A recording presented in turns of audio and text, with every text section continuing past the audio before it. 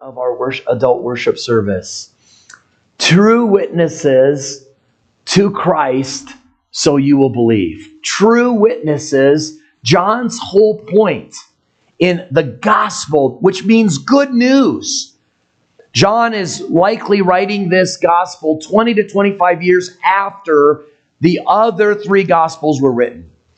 They are the synoptic gospels. They see together many of the same stories. John is the last remaining apostle. Everybody else is dead. Everybody else has died a martyr's death.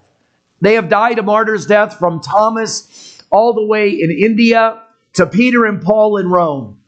They've died by themselves. They've died with the praises of God on their lips. They never denied the literal resurrection. They never denied that Jesus Christ was God.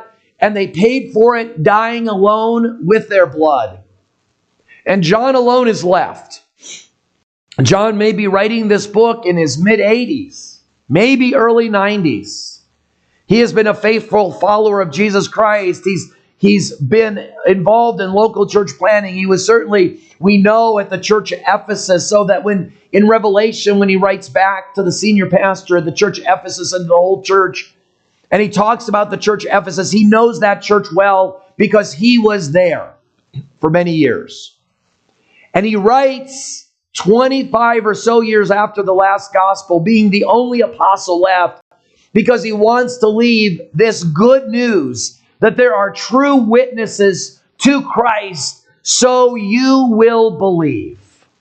And as we've been studying that theme in the book of John, we've seen it over and over again. We're starting in chapter 13. We already read this, but we're going to see this morning that we're still sitting at the Last Supper.